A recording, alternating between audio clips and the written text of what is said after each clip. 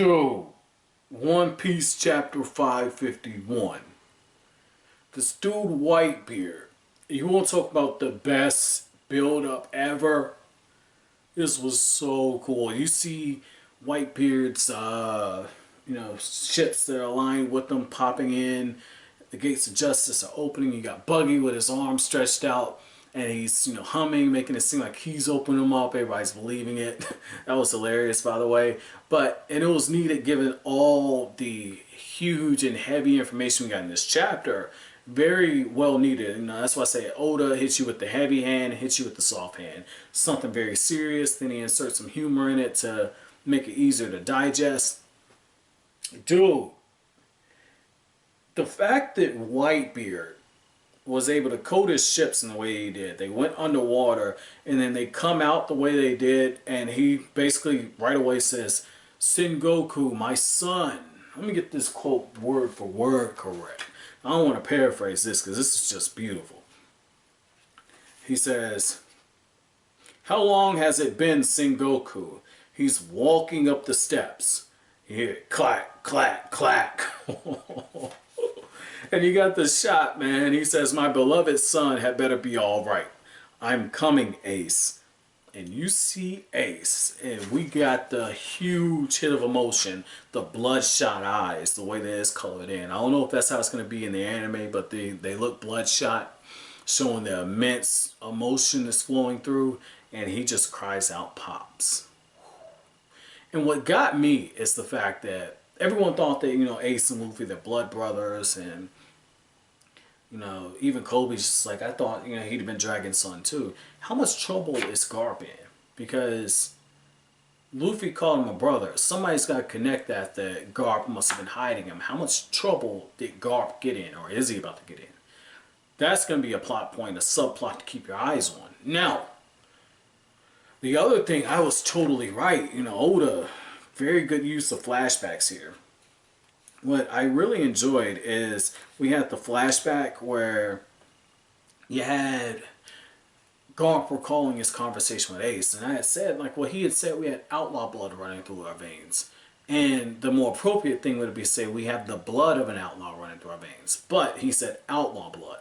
Right there, Oda was showing you there's a distinction between Ace and Luffy. They're not real blood brothers. I didn't catch that at the time. Usually I catch shit like that. So good job by Oda. But he says in the flashback, and we saw this, a few volumes ago when Garp meets Ace. I want to say chapter, what's this, 550? So probably around chapter 530 something.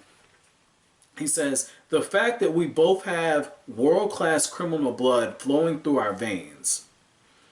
I owe the great name of Porcus a great debt. I got it from my mother. I'd rather forget about my good-for-nothing father.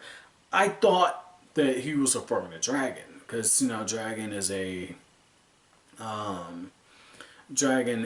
revolutionary, and I was like, okay, daddy issues, whatever, right? That's not the case. We see it where Garp is watching over Ace's mother, and she's keeping the baby inside of her. She's whispering to it like, he must not come out yet, he must not come out yet. They're planning on executing everyone close to Roger.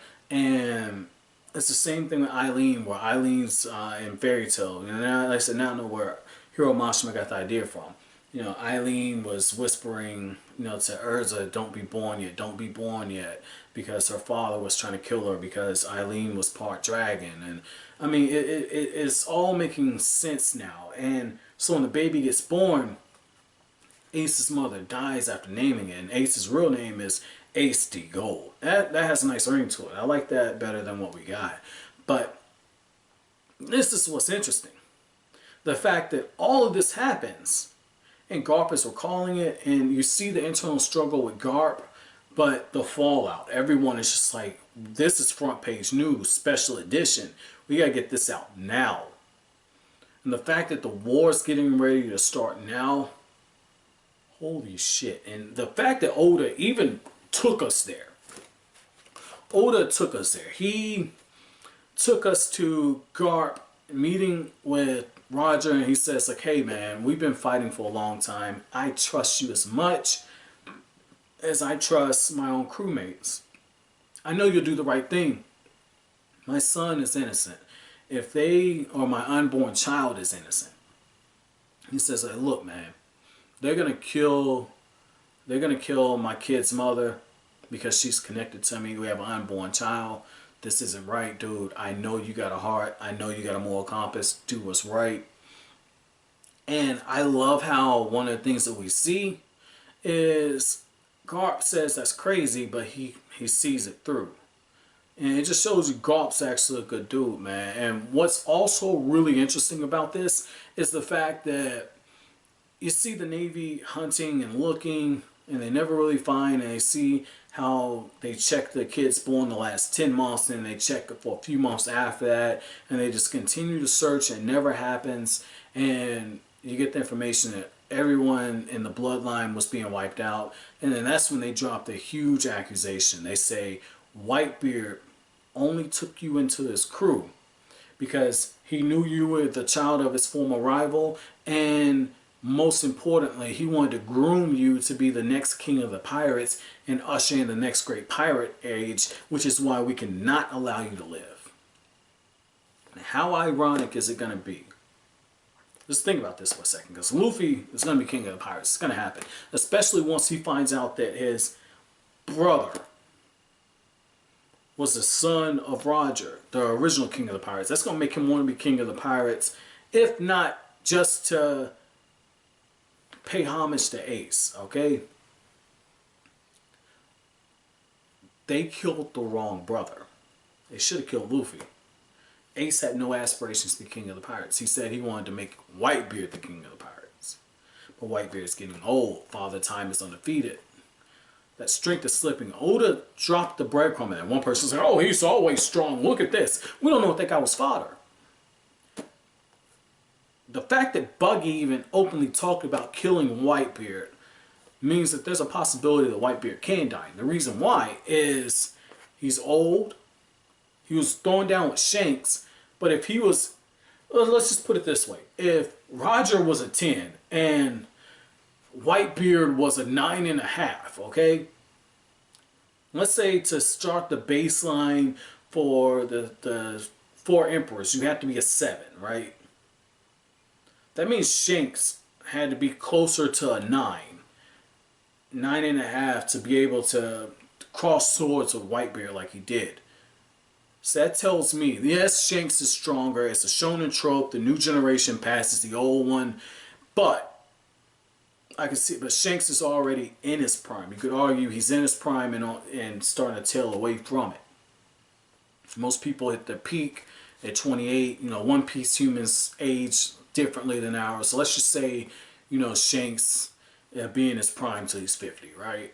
And able to retain his fighting spirit until then. That means Shanks would have to have reached that level. I don't know if he's there yet. So that tells me Whitebeard's gotten weaker. It tells me Whitebeard's gotten weaker. And when we first introduced to him, he had this imposing presence. But there was also a hint that he wasn't as strong as he was. So that's interesting. But there's a war coming. It's like Whitebeard summoned all his cojones and it's starting. But my chapter question to you guys is going to be, what were your thoughts about Whitebeard's entrance and the way that Ace called out for him? But as always, guys, if you like anything I had to say, don't forget to comment, rate, subscribe, share. Thank you so much for watching the video, guys. Have an awesome day.